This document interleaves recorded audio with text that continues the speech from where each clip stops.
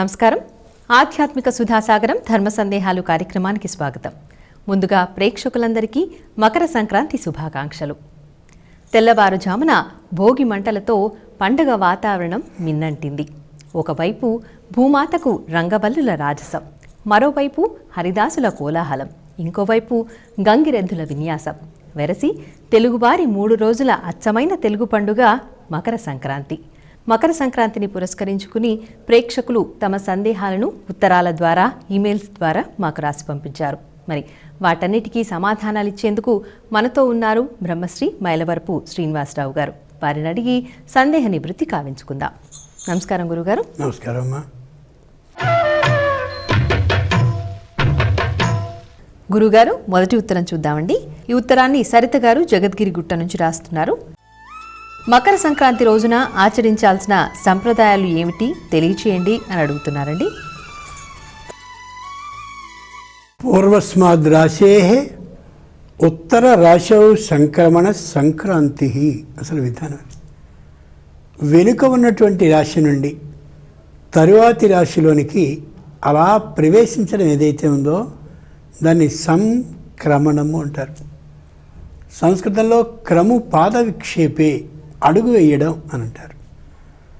ఈ గడిలోంచి ఆ గడిలోకి అడుగు వేయడం ఏదైతే ఉందో అది సంక్రమణం.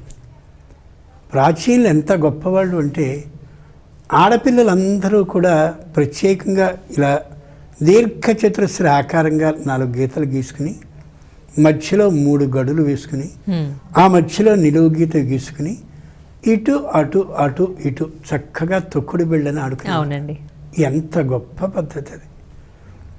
సంక్రమణం ఎలా ఉంటుందో చూపించేటటువంటి అద్భుతమైన సాంకేతికపరమైనటువంటి రంగవల్లి అది. అదొక విధమైన ముగ్గు. దాంట్లో ఈ పిల్లల్ని ఆడిస్తూ ఉండేవారు. ఒరే వసే, నువ్వు ఇక్కడి నుంచి అక్కడికి దూకావు చూడు, అలా సూర్యుడు దూకుతాడే. ఇక్కడి నుంచి అక్కడికి వెళ్ళావు చూడు, అలా చంద్రుడు దూకుతాడే. ఇలా వెళ్దాం అలా వెళ్దాం. ఇలా వాళ్ళు దీని మీద, నేల మీద గీసినటువంటి ముగ్గు మీద ఖగోళ రహస్యాల్ని చెప్పేటటువంటి అమోఘమైన విజ్ఞాన శాస్త్రవేత్తలు వాళ్ళు. మకర సంక్రమణం రోజున ఇంటి ముందు చక్కనైనటువంటి ముగ్గుని వేస్తారు. ఉన్నమాటని ఉన్నట్టుగా అనేసుకుందాం. నేల మీద వేసేటటువంటి ముగ్గులో కుక్క బొమ్మలు, నక్క బొమ్మలు, లేకపోతే ఆంగ్లాక్షరాలతో ఏవో హ్యాపీ పొంగల్ ఇవన్నీ బదులు ఆకాశంలో మకర సంక్రమణం నాడు గ్రహాలు, నక్షత్రాలు ఉండేటటువంటి తీరు తెన్నుల్ని 8వ తరగతి 9 సార్లు తప్పినటువంటి అమ్మ ఖగోళ విజ్ఞాన శాస్త్రవేత్తగా వేసి చూపించేది. ఎంత గొప్ప విషయం. ఇలా ఉంటుందే ఆకాశంలో అని. అలా జాగ్రత్తగా కళాపి జల్లి తుడిచినటువంటి నేల ఆకాశం. దాని మీద పెట్టేటటువంటి చుక్క, చుక్క చుక్క అంటే నక్షత్రం అని అర్థం. దాన్ని కలిపేటటువంటి వల్లిక ఎలా ఎలా కలుపుతుందో అది గ్రహాల యొక్క కదలికని సూచించేటటువంటి అద్భుతమైన విన్యాసం. హేమంత ఋతువులో, అందున పుష్యమాసంలో విపరీతమైన చలిలో అలా వంగుతూ ఇలా లేస్తూ ఇటు తిరుగుతూ అటు తిరుగుతూ అలా వేసేటటువంటి కారణంగా బొజ్జ పెరగడం, అలాగే ఈ జబ్బలు బాగా పెద్దవైపోవడం ఇట్లాంటివి ఉండవు. సరిగదా నడుం నొప్పులు లాంటివి కూడా ఉండవు. పైగా కంటి దృష్టి ఎంతగా ప్రసరిస్తోందో, కళ్ళకు నొప్పులు పెడుతున్నాయో, లేక కళ్ళు అలా వేస్తున్నటువంటి సందర్భంలో సూక్ష్మంగా ఉన్నదాన్ని గ్రహించగలుగుతోందో లేదో ఫండేన్ టెస్ట్ అంటారంటే ఆంగ్లంలో కంటి పరీక్ష చేయడం. అది తనకు తానుగా ఆ తల్లి అంత జాగ్రత్తగా చేసుకునేది ఆ రోజుల్లో. చాలామందికి వంగి ఇలా తిరుగుతూ ఉంటే కళ్ళు తిరిగి పడిపోతారు. అది వైద్యానికి సంబంధించిన చక్కనైన విధానం. ఇటు ఖగోళ శాస్త్ర విశేషం, అటు వైజ్ఞానికమైన విశేషం, ఇటు వైద్య రహస్యం, ఇన్ని కలిపినటువంటి చిన్న విధానం ఆ కనిపించే ముగ్గు.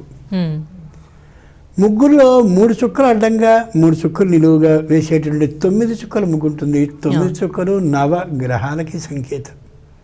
చేత మకర సంక్రమణం రోజున తెల్లవారుజామునే సూర్యుడు ఉదయించడానికి పూర్వమే మనం లేస్తే సూర్యుడు పరమానందపడతాడు. ఏ ఇంట్లో అయినా సరే ఓ పుట్టినరోజు ఎవరన్నా చేసుకుంటూ ఉంటే వాడు ఆ పుట్టినరోజు చేయించుకునేటటువంటి వాడు ఆ పండుగని చేసుకోబోయే ముందే మనం వస్తే ఎంత ఆనందపడతాడు. అయిపోయిన తర్వాత వచ్చి వద్దామని అనుకున్నాను లాంటి వెర్రి కబుర్లు చెప్తే బాగుండదు. సూర్యుడికి ఏ పండగ మనం చేస్తున్నామో ఆ ఆదిత్యుడు రాకుండానే మనం చక్కగా స్నానాన్ని తలంటుని చక్కగా చేసుకుని, దాన్ని అభ్యంగ స్నానం అంటారు. అభ్యంగన స్నానం అనకూడదు, అభ్యంగ స్నానం.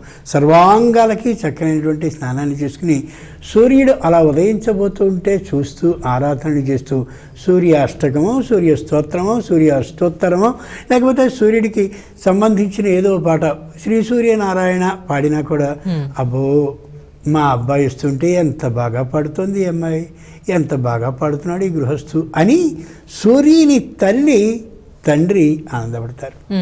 అదితి కశ్యపుడి ఆనందానికి మామూలుగా ఉండదు. అట్లా మకర సంక్రమణం రోజున చక్కనైనటువంటి ముగ్గుని స్నానం చేసి మాత్రమే వేస్తారు. ఇవన్నీ చేసేసిన తర్వాత మనం చేద్దాం కాదు, స్నానం చేసిన తర్వాత చక్కగా వేసి ఆ మత్స్యగా ఉండేటటువంటి ఏదైతే మత్స్య ముగ్గు గడి ఉంటుందో అక్కడ ఎర్రని కుంకుమను వేస్తారు. ఇది సూర్య ఆరాధనానికి సంబంధించిన చక్కనైనటువంటి పండుగను నేను చేసుకుంటున్నాను అని. అలాంటి పండుగ మనం ప్రారంభించుకుని చేసేటప్పుడు ధనుస్సు నుంచి మకరానికి సూర్యుడు వస్తూ అక్కడ కనిపిస్తాడు మనకి మకర సంక్రమణం రోజు. స్నానం చేసిన తర్వాత ఇంట్లో ఉండేటటువంటి పిల్లలందరికీ కూడా స్నానాన్ని తల్లి చేయించిన తర్వాత అప్పుడు ఇంట్లో మొత్తం పిల్లలందరినీ కూర్చోబెట్టి దైవధ్యానాన్ని చేయించాక వాళ్ళందరికీ దృష్టి దోషాన్ని తొలగించేందుకు చక్కగా దీపాన్ని అలా వెలిగించి ఒక్కొక్కరికి ఒక్కొక్క దీపాన్ని తాను తన భర్త అంటే తండ్రి తల్లి ఇష్టంగా కొన్నటువంటి ఎవరికి ఏ రంగు ఇష్టమో అట్లాంటి వస్త్రాలను తెచ్చి వాళ్ళకి ఇస్తే వాళ్ళు పాదాభివందనాన్ని చేసి స్వీకరించాలి. మొక్కై వంగనిది మానై వంగున అని సామెత. చిన్నప్పటి నుంచి పిల్లల్ని ఈ విధమైన ధోరణిలో పెంచితే వాళ్ళకి ఇంకా ఏది చేయబడుతోందో దాని యందు దృష్టి ఉంటుంది. కాబట్టి మా నాన్న మా అమ్మ ఆ రోజుల్లో అలా ఇచ్చేవారు, నేను కూడా అలా అయ్యాలి అనే ఓ సంప్రదాయం బుద్ధిలో వాళ్ళకి మెదిలిపోతుంది. అంచేత పాదాభివందనం చేయండిరా అని చేయించుకుని వాళ్ళకి బట్టలు ఇచ్చాక వాళ్ళు కట్టుకుని వాళ్ళ బట్టల్ని వాళ్ళు చూసుకోవడం కంటే కూడా నాకంటే అక్క బట్టలు బాగున్నాయా, తమ్ముడు బట్టలు బాగున్నాయని వాళ్ళు చూసుకుంటూ మురిసిపోతూ వచ్చాక వాళ్ళు మళ్ళీ పాదాభివందనాన్ని కృతజ్ఞతాపూర్వకంగా చేస్తారు. ఇది మొదటి ఘట్టం. 2, సూర్య ఆరాధన పరంగా ఇంట్లో చక్కనైనటువంటి తమలపాకుని ఒకటి పెట్టి దాంట్లో ఒక ప్రమిదని పెట్టి దాని నిండుగా నూనెని పోసి వత్తిని అక్కడ పెట్టి ఆకాశంలో సూర్యుడు ఉన్నాడు చూడు, ఆ సూర్యుడు మన ఇంట్లోకి రావాలి అంటే దీంట్లోకి వస్తాడురా అని చెప్పి దీపానికి సంబంధించినటువంటి శ్లోకమో పద్యమో మంత్రమో ఏదొస్తే అది పిల్లల చేత అనిపించి వెలిగించినట్టయితే ఆ సూర్యునికి ప్రతిబింబంగా మన ఇంట్లో ఈ సూర్యుడు ఉంటాడు అనే విశేషం వాళ్ళకి తెలిసి సూర్యుడు రావడానికి ముందే దీపారాధన ఇంట్లో చేయాలనే ఆలోచన, అలాగే సూర్యుడు అస్తమించడానికి ముందే మనం దీపారాధనని చేయాలనే ఊహ పిల్లలకి కలుగుతుంది. ఈ పెద్దదైనటువంటి ప్రమిద ఏదైతే ఉందో అది కనిపించే బ్రహ్మాండానికి ప్రతీక. ఆ లోపల పోసినటువంటి నూనె ఏదైతే ఉందో అది బ్రహ్మాండంలో ఉండే సముద్రానికి సంకేతం. దాంట్లో వేయబడ్డటువంటి వత్తి ఏదైతే ఉందో అగ్ని ముట్టించడానికి ఆలంబనమైనటువంటిది. ఆ ముట్టించబడినటువంటి అగ్నితో వెలిగేటటువంటి వాడు కనిపించేటటువంటి సూర్యుడు. ఇక్కడ వేడిమి అక్కడ వేడిమి సమానం. ఈ వేడిమి జ్ఞానజ్యోతి ఎలాగో అలాగే జ్ఞానాన్ని విప్పారజేసేటటువంటి వాడు, బుద్ధికి వికాసాన్ని కలిగించేవాడు ఆ సూర్యుడు. ఇలాంటి భావంతో దీపాన్ని వెలిగించి దీపానికి అక్షతలతో పూజ చేసి సూర్యుడురా మన ఇంటికి వచ్చాడు మకర సంక్రమణం రోజున, ఈవేళ ఈ సూర్యుడు అలా ఉంటాడు ఇలా ఉంటాడు అని చెప్పినట్టయితే వాళ్ళకి అర్థమవుతుంది. 2, ఉత్తరాయణ పుణ్యకాలం ప్రవేశించింది. ఈ రోజున అంటే మకర సంక్రమణం రోజున ఉదయం 7:35 ప్రవేశించి రోజంతా మకర సంక్రమణ పుణ్యకాలం ఉంది. అంచేత ఏ ఆదిత్యుడు శ్రీ మహావిష్ణు స్వరూపుడో, ఏ శ్రీ మహావిష్ణువు ఆదిత్యుడో, ఏష బ్రహ్మాచ విష్ణుశ్చ శివస్కంద ప్రజాపతి మహేంద్రో ధనదః కాలో యమస్సోమో హ్యపాంపతి పితరో వసవస్సాధ్యా హ్యాశ్వినౌ మరుతో మను వాయుర్వహిని ప్రజా ప్రాణారుతికర్త ప్రభాకర. మా కులదైవం వెంకటేశ్వర స్వామి అండి, ఆయన ఈయనే. మా కులదైవం లక్ష్మీదేవి, ఆవిడ ఈ దీపమే, ఈ సూర్యుడే. ఏ దైవాన్ని మీరు కుల దైవంగా ఆరాధిస్తున్నారో ఇంటికి సంబంధించిన ఇలు వేలుపు అంటే ఇంటికి సంబంధించిన దైవం, ఆ దైవం ఈ దీపమే. చేత దీపంలో ఇంతమంది దేవతలు ఉంటారనే అభిప్రాయంతో మనకి ఎవరు దైవమో ఆ దైవాన్ని దీపంలో దర్శించగలిగినటువంటి ఆ పద్ధతిని నేర్పేటటువంటి మొదటి పండుగ, చివరి పండుగ, అన్ని పండుగల సమూహం ఒకే ఒకటి మకర సంక్రమణం. చేత దీపంలో దైవాన్ని దర్శించు అనగానే రేపటి రోజున ఈ పిల్లవాడో పిల్లో నీరాజనాన్ని భగవంతుడికి ఇస్తూ ఉన్నటువంటి సందర్భంలో నీరాజనంలో దైవాన్ని దర్శించేటటువంటి ఆ విధానాన్ని అలవాటు చేసుకుంటాడు. ఎంత గొప్ప ఆలోచనది! అలా ఆ విధంగా దీప ఆరాధన చేశాక దీపంలో దైవాన్ని దర్శించడాన్ని వాళ్ళకి నేర్పాక అప్పుడు ఆ రోజంతా కూడా శ్రీ విష్ణు సహస్రనామాన్ని కానీ లేకపోతే శైవ ఆరాధకులైనట్టయితే శివునికి సంబంధించిన అమోఘమైనటువంటి మంత్రాలని కానీ ఎవరికి ఎవరు ఇలు వేలుపుగా ఉన్నారో ఆ రోజంతా అలా చేస్తూ ఉంటే ఆదిత్య మండల మధ్య అంతర్వర్తీ నారాయణ. ఆదిత్యుడు అంటే సూర్యుడు అందరు దేవతల్ని తనలో ఉంచుకునేటటువంటి ప్రత్యక్ష భగవానుడు కాబట్టి మనం ఏ దేవుణ్ణి ఆరాధించినా ఆయన మా ఇంట్లోనే ఉన్నాడు అనుకుని సూర్యుడు ఆనందపడతాడు. అంచేత అందరు దేవతల్ని రోజంతా ఆరాధించుకోగలగాలి ఈ రోజున. ఇది దైవానికి సంబంధించి ఇంట్లో చేసేటటువంటి కార్యక్రమం. ఇక మకర సంక్రమణం రోజున ఆహారంగా స్వీకరించవలసింది కూడా స్పష్టంగా చెప్పబడి ఉంటుంది. ఏ సూర్యుడు అక్కడ ఆకాశంలో కనిపిస్తాడో ఎంత అదృష్టవంతులు ఉంటే మనం. దేవుడు ఎదురుగా కనిపిస్తూ ఉంటే ఇంట్లో అమ్మ చక్కగా చేసినటువంటి పాయసాన్ని అలా నివేదన చేస్తాం. ఈ దైవం మనం తెచ్చుకున్నదో కొనుక్కున్నదో అయినటువంటి చిన్న విగ్రహం.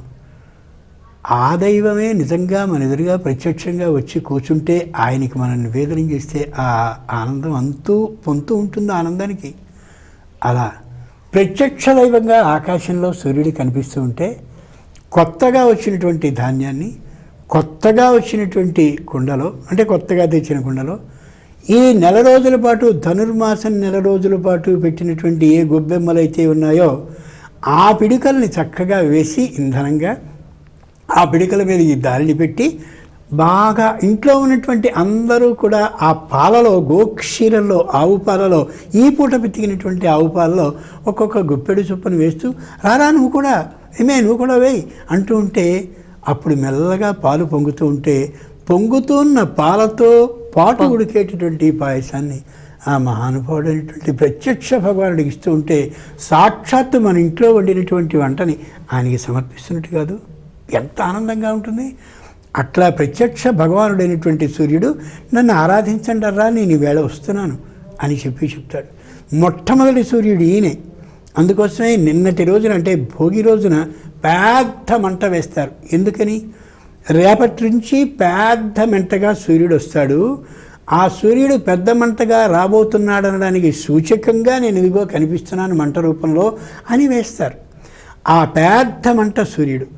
ఈ సూర్యుడు పెరిగి పెరిగి పెరిగి ఈ రోజు నుంచి మెల్లగా క్రమంగా పెరుగుతూ ఉంటాడు. ఏదో అలా వేసినట్టుగా మెల్లగా వేడి పెరుగుతుంది. రథసప్తమి నుంచి ఇంకా వీపులు డప్పుల్లా మోగిపోతాయి. మామూలుగా ఉండవు, చాలా గట్టిగా. ఇప్పటి వరకు చలి ఉన్నది అకస్మాత్తుగా ఉష్ణ విధానానికి పెరిగిపోతూ ఉంటుంది. అంచేత సూర్యభగవానుడా మేమందరం సామాన్యులం కాబట్టి ఆ ఉష్ణత నీది పెంచి పెరిగి వెళ్ళేటటువంటి రోజుల్లో నాకు నా కుటుంబానికి నా భర్తకి నా భార్యకి ఏ విధమైన ఉష్ణ వ్యాధులు లేకుండాను ఉష్ణానికి సంబంధించిన కష్టాలు కలగకుండాను రక్షించవయ్యా అని ప్రార్థిస్తూ రోజంతా కూడా ఎంత అవకాశం ఉంటే అంత ఆ పొంగల్ని నివేదించిన తర్వాత చేసుకుంటే ₹1 వేస్తే 10 రూపాయలు వస్తాయని ప్రత్యేకంగా వాళ్ళు ప్రకటించినప్పుడు ఎలా అయితే దాచుకోవడానికి తహతహలాడిపోతారో జనం, అలా ఈవేళ ఒక్కసారి విష్ణు సహస్రనామాన్ని చదివితే 10 మార్లు చదివినటువంటి పుణ్యం ఉంటుంది. కాబట్టి ఎన్ని మార్లు అవకాశపడితే అన్ని మార్లు చదువుకుంటే అంతటి ఆనందాన్ని అనుగ్రహాన్ని పరమేశ్వరుడు మనకు అందిస్తాడు. అలా మకర సంక్రమణ కాలాన్ని గడుపుతూ ఉంటే ఆ ఆనందమే ఆనందం, ఆ విశేషమే విశేషం. ఈ ఆనందం కలగడం కోసమే హరిదాసుని స్వయంగా పంపించి తెల్లవారుజామున చెవుల్లో ఆ విష్ణు కీర్తనాన్ని పలికించి ఈ విష్ణు కీర్తనాన్ని బాగా విన్నాం కదా, తెల్లవారుజామునే ఏదైనా ఒకటి వింటే రోజంతా ఆయే బుర్రలో ఆడుతూ ఉంటుంది, హృదయంలో తిరుగుతూ ఉంటుంది. నెల రోజుల పాటు నీకు అలవాటు చేశాంగా హరి సంకీర్తనాన్ని, ఇది ఇలా కొనసాగించు అని తెలియజేసే అమోఘమైన పండుగ మకర సంక్రమణ పండుగ. ఇలా ఎంతైనా చెప్పుకుంటూ వెళ్ళచ్చు. అంత గొప్ప చక్కని పండుగ గురించి, 3 రోజుల ముచ్చటైనటువంటి పండుగ గురించి మనం అనుకుంటున్నా ఉంటే ఎంత ఆనందం. ఇది భారతీయ ధర్మంలో తప్ప మరి ఏ ప్రదేశంలోనూ జరగకపోవడం మరో అదృష్టకరమైనటువంటి అంశం. గురుగారు, మరో ఉత్తరం చూద్దామండి. ఈ ఉత్తరాన్ని కాకినాడ నుంచి చందన గారు రాస్తున్నారు. మకర సంక్రాంతి ఆంగ్ల తేదీని అనుసరించి ఎందుకు వస్తుంది తెలియచేయండి అని అడుగుతున్నారు. ఇది ఆంగ్ల తేదీని అనుసరించి వచ్చింది కాదు. మనం ఏదైతే ఒక సిద్ధాంతాన్ని ఏర్పాటు చేసుకున్నామో దానికి 5 విధాలైన మానాలు, కొలతలు ఉన్నాయి. చంద్రుణ్ణి ఆధారంగా చేసుకుని వేసే మానం పేరు చాంద్రమానం. ఈవేళ పాడ్యం హోయ్ అంటారు, అంటే మొదటి రోజు చంద్రుడు వచ్చాడని అర్థం. ఈరోజు ద్వితీయ, దాన్ని విధియ అంటుంటారు. విధియ అనే మాట సరికాదు, ద్వితీయ అనాలి. అలాగే తృతీయ, చతుర్థి. దాన్ని బట్టి చంద్రుడు ఎన్నవ రోజున ఎన్నవ కళతో వచ్చాడో మనకు అర్థం చేసుకునే విధానాన్ని నేర్పారు. ఈరోజు ఏకాదశి. ఏక అంటే 1, దశ అంటే 10. ఏకాదశి అంటే 1కి 10 కల్పగా ఏర్పడ్డ 11వ రోజు అని అర్థం. 11వ రోజు రావడానికి ఏకాదశి అవుతుంది. ఏకాదశి అంటే 11 కాదు, 11వ రోజు. ఈ 11వ రోజు అంటే 11 కళలతో చంద్రుడు వచ్చాడు. తనదొక కళ ఉంది కాబట్టి 12 కళలతో ప్రకాశిస్తున్నాడు. 11 కళలు మాత్రమే అదనంగా తెచ్చుకున్నాడు. అలా అర్థం చేసుకోవాలి. అది చాంద్రమానం.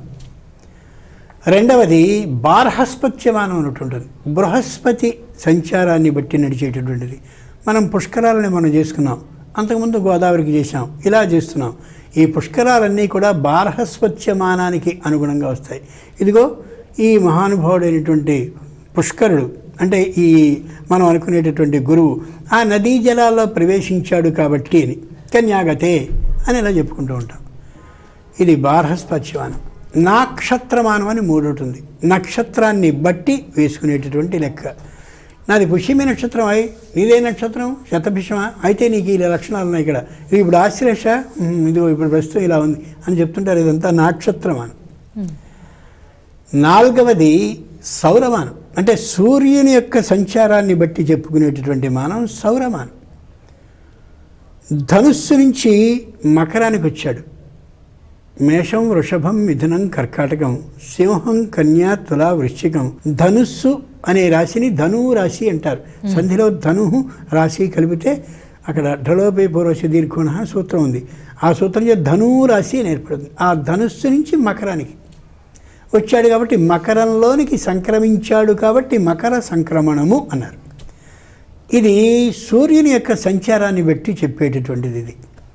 ఇంకా 5వది ఉంది, దాన్ని సావనమానం అంటారు. సవనము అంటే యజ్ఞం. యజ్ఞానికి ఒక ప్రత్యేకమైన లెక్క ఉంటుంది. మనం అమావాస్య సరైనటువంటి రోజు కాదంటాం, అలాగే చతుర్దశి బహుళ పక్షంలో సరైనది కాదు అంటాం. కానీ యజ్ఞాలు అప్పుడే ప్రారంభమవుతుంటాయి. దక్షిణాయనంలో ప్రారంభమవుతుంది. ఇదేమిటంటే దక్షిణాయనం మంచిది కాదు, చతుర్దశి మంచిది కాదు, బహుళపక్షం మంచిది కాదు మేము అనుకుంటుంటే ఏమిటంటే ఆ సవనం యజ్ఞానికి సంబంధించి ప్రత్యేకమైన లెక్క ఉంటుంది. అది ఈ 5 మానాల్లోనూ సౌరమానానికి అనుగుణంగా ఇది వస్తూ ఉంటుంది. ఆంగ్లేయుడు ఎంత బుర్ర కలిగినవాడు, తెలివైనవాడు అంటే సరిగ్గా సరిపోయేటటువంటి రోజులుగా జనవరికి 31 రోజులు, ఫిబ్రవరికి 29, 28 రోజులు అలా ఏర్పాటు చేసుకుని హెచ్చు తగ్గులుగా చేసుకుని జాగ్రత్తగా దీనికి సరిపోయేలాగా ఏర్పాటు చేసుకున్నాడు వాడు. మనం ఏమైందంటే ఆంగ్ల తేదీనే ఎందుకు వస్తున్నామని మనం ప్రశ్నిస్తున్నాం. మనల్ని చాలా తెలివితేటలు కలిగిన వాడు. ఎంత తెలివితేటలు అంటే అంత తెలివితేటలు. జనవరి 1 సంవత్సరాలు చేసుకోవడం చేసేలా చేశాడంటే ఎంత గొప్పవాడు. మన వేలితో మన కన్నుని పొడిచి చూపించడంలో అపరాచ్యుడికి మించిన వాడు లేడు. అపరాచ్యుడు అంటే ప్రాచ్యులు అంటే మనం తూర్పు వాళ్ళం, అపరాచ్యుడు అంటే వెస్ట్రన్ పాశ్చాత్యులు అంటే వాడు చాలా తెలివైనటువంటి వాడు. జనవరి 1 పండుగ చేసుకుంటున్నాం కదా మనం. ఈ జనవరి 1కి గాదిలన్నీ నిండుకుని ఉంటాయి, అంటే ఏముండదు దాంట్లో. పంటంతా కూడా పొలాల మీద ఉంటుంది. వర్షం వస్తుందో, వంగిడి వస్తుందో రాదో అని రైతు దిగాలుగా కూర్చుంటాడు. వీధిలో గడితే మంచు, చలి, కావలసినంత రోగం రావడానికి సిద్ధంగా ఉంటుంది.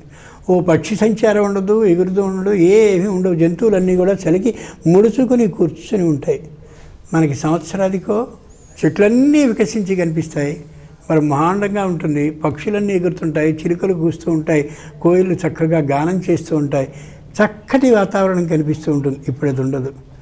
అయినా జనవరి 1ని సంవత్సరాదిగా వాడు చేయగలిగాడంటే మన వెర్రితనమే దానికి కారణం తప్ప మరొకటి ఏమైనా ఉందా?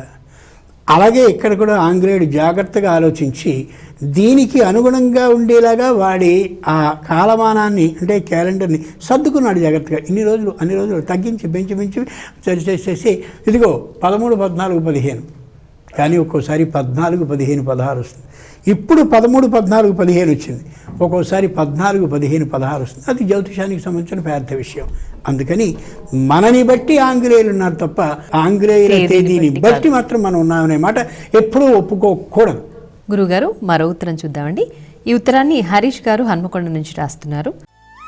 పంచాంగాల్లో కనిపించే సంక్రాంతి పురుషుడు ఎవరు తెలియచేయండి అని అడుగుతున్నారు. పంచాంగాల్లో సంక్రాంతి పురుషుడిని ప్రత్యేకంగా ఒకరి గురించి రాస్తారు. భావి విశేషాన్ని చెప్పగలిగిన శక్తి ఉన్నటువంటి వాడిని దైవజ్ఞుడు అంటారు. దైవము అంటే కాలాన్ని తన అధీనంలో ఉంచుకున్నటువంటి పురుషుణ్ణి దైవం అన్నారు. ఆయన ఏ విధమైన ఆలోచనని చేశాడో చేస్తున్నాడో ఆ దైవ విశేషాలని తెలుసుకున్నటువంటి వాడిని దైవజ్ఞుడు అంటారు. అంటే రాబోయే స్థితిగతుల్ని తెలుసుకునేవాడు. ఈసారి సంక్రాంతి పురుషుడు ఇదిగో మొసలి వాహనం మీద వచ్చాడు కాబట్టి ఇలా జరుగుతుంది. ఈసారి సంక్రాంతి పురుషుడు నీలిరంగు వస్త్రాలు వేసుకున్నాడు కాబట్టి ఈ ధాన్యాలు పండుతాయి. ఈసారి సంక్రాంతి పురుషుడు పాలని తాగుతూ వచ్చాడు కాబట్టి ఇలా జరుగుతుంది. ఈసారి సంక్రాంతి పురుషుడు చేతిలో కత్తిని ధరించాడు కాబట్టి యుద్ధ భయం ఉంటుంది. ఇలా వరుసగా సంక్రాంతి పురుషుడు రాబోయేటటువంటి కాలం ఏ విధంగా ఉంటుందో సంవత్సరం అంతా దాన్ని నిర్ణయించి సూచించి చెప్తాడు. ఎంత గొప్పవాళ్ళు అంటే పంచభూతాలు ఏవి ఉన్నాయో వాటిలో ప్రథమమైనటువంటి ఏ ఆకాశం ఉందో ఆకాశం నుంచే వాయువు, వాయువు నుంచే అగ్ని, అగ్ని నుంచే నీరు, నీరు నుంచే భూమి వచ్చింది. కాబట్టి భూమి మీద ఉన్నటువంటి వాళ్ళకి ఆకాశంలో ఉండేటటువంటి విశేషాన్ని చెప్తే ఆకాశ విశేషం ద్వారా రాబోయేది తెలుసుకున్నటువంటి భూమి మీద ఉండేవాళ్ళు తగిన జాగ్రత్తలో ఉంటారని సూచించడానికి సంక్రాంతి పురుష విధానాన్ని పంచాంగకర్తలు ఏర్పాటు చేశారు. పంచాంగంలో ఉన్నది అంతా జరుగుతుందా అంటే అనుష్ఠాన బలాదేవ. బాగా గుర్తుంచుకోవాలి ఈ మాటని.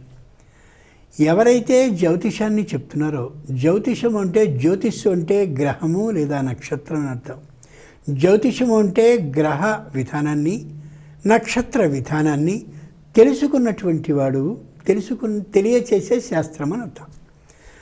ఆయన అక్కడుండే విశేషాన్ని ఎలా తెలుసుకోగలుగుతాడు? సమాధిస్థితవేవ. సమాధి స్థితిలో ఎంత గట్టిగా ఆయన జపాన్ని ఏ రోజుకు ఆ రోజు చేస్తూ ఉంటాడో అప్పుడు మాత్రమే అక్కడ ఉండే విశేషాలన్నీ కనిపిస్తాయి. ఆ స్థితిలో దర్శించగలిగినటువంటి వాడికి వాక్ శక్తి పెరుగుతుంది.